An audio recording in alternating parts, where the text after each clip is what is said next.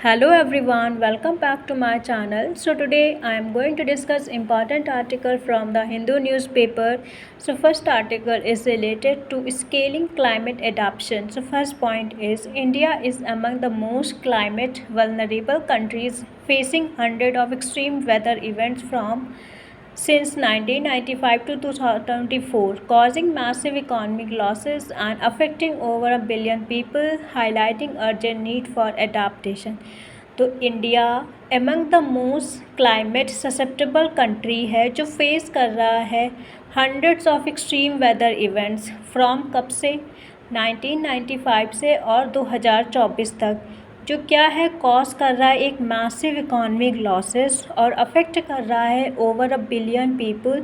जिससे हाईलाइट हो रहा है हमको इंडिया को क्या गवर्नमेंट को urgent need for adaptation. And the second point is India's updated climate commitment, which is NDC, nationally determined contribution for 2035 to 35,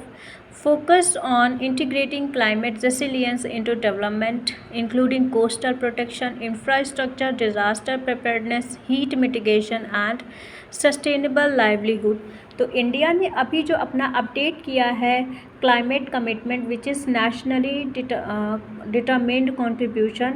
for 2030 से लेके फॉर 2035, जो मेनली फोकस करेगा on integrating climate resilience into development में, including करेगा coastal protection को, infrastructure, disaster preparedness, heat mitigate करना and sustainable livelihoods. Third point, despite policy push, climate adaptation remain underfunded, with government spending still more focused on mitigation rather than resilience building at grassroots level. Despite policy push मतलब policy push देने के बावजूद भी जो climate adaptation है वो भी अभी भी अंडर फंडेड है, मतलब जितनी फ़ंड की रिक्वायरमेंट है उतना फ़ंड नहीं प्रोवाइड किया जा रहा है. With government spending still more focus किस में कर रहा है, ऑन मिटिगेशन रादर दैन, मतलब उसको कैसे मिटिगेट करना है इस पे फोकस किया जा रहा है rather than resilience building at grass roots level. 4 point, there is a significant global adaptation finance gap which is hundreds of billion annually and India needs better domestic resource mobilization and clear framework to prioritize sector wise adaptation investment. तो एक यहाँ पे significant एक मतलब एक enough proportion of global adaptation finance gap है between world and India, because hundreds of billion annually जो एक ग्लोबल वो स्पेंड करता है, बट इंडिया को ज़रूरत है एक बेटर डोमेस्टिक रिसोर्स मोबिलाइजेशन की और क्लियर फ्रेमवर्क जो प्रायोरिटाइज करे सेक्टर वाइज एडाप्टेशन इन्वेस्टमेंट में.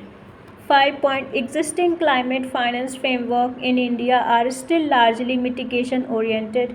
lacking proper classification and tracking system specifically for adaptation funding.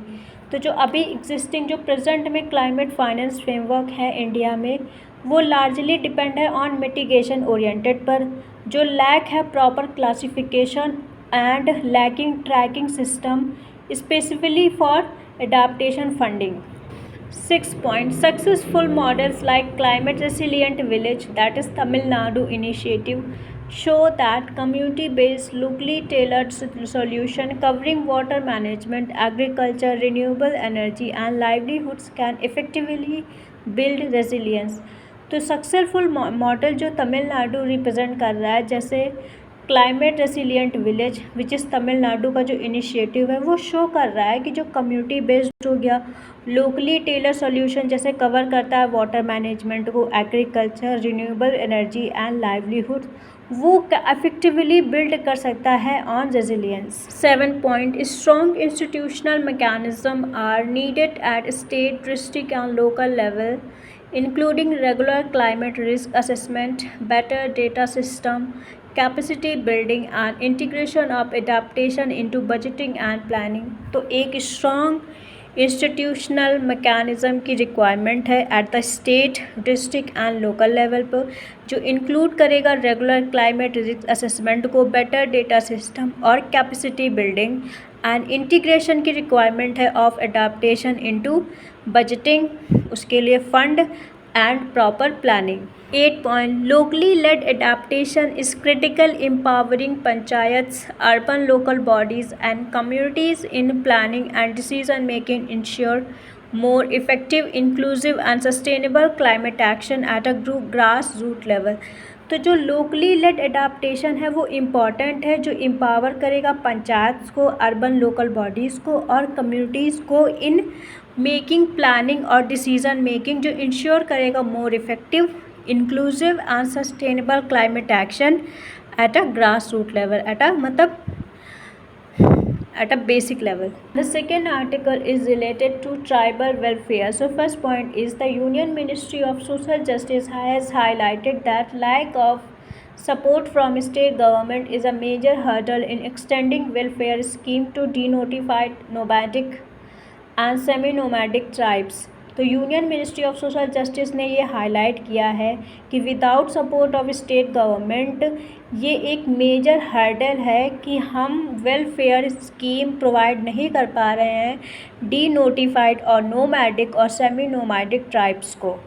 Second point, even after years of advisories, only a few states are issuing DNT, मतलब होता है Denotified Tribes Community Certificates, which are essential for assessing government benefits. मतलब even after years of advisories, मतलब काफ़ी सालों से ये advice provide की जा रही है, फिर उसके बावजूद भी केवल कुछ स्टेट ने इशू किया है DNT कम्युनिटी सर्टिफिकेट, मतलब D notified tribes community certificate, जो एसेंशियल है, इम्पॉर्टेंट है फॉर एसेसिंग, मतलब उनको वेलफेयर स्कीम या उनको उसका बेनिफिट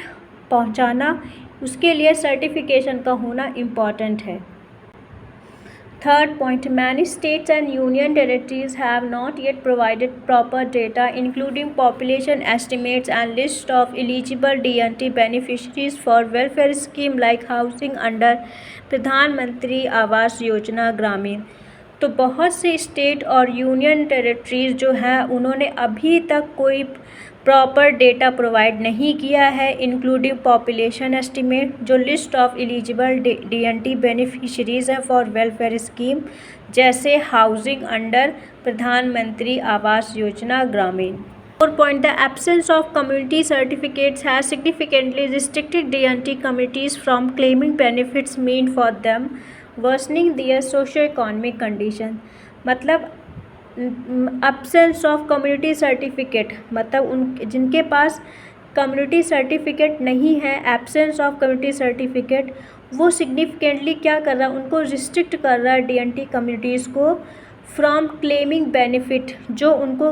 बेनिफिट मिलना होता है, जो वो डिज़र्व करते हैं, और वो सर्टिफिकेशन की वजह से उनको प्रोवाइड नहीं हो पा रहा है, जो उनको रिस्ट्रिक्ट कर रहा है, जो और भी उनकी सिचुएशन सोशियो इकोनॉमिक कंडीशंस को और भी वर्सन कर रहा है और उसको ख़राब कर रहा है. 5 point, around 1200 DNT communities historically labeled as criminal tribes during colonial rule continue to face stigma and marginalization despite being denotified in 1952. मतलब लगभग 1200 DNT जो कम्युनिटीज़ हैं वो हिस्टोरिकली, मतलब उनको पहले से जब कॉलोनियल एरा चल रहा था तो जो उन्होंने ब्रिटिश ने उनको लेबल दिया था as a criminal tribes during colonial rule, जो अभी तक वो फेस कर रहे हैं स्टिग्मा और मार्जिनलाइजेशन, डिस्पाइट उनको डीनोटिफाइड कर दिया गया था इन 1952 में, उसके बावजूद भी वो अभी तक स्टिग्मा और मार्जिनलाइजेशन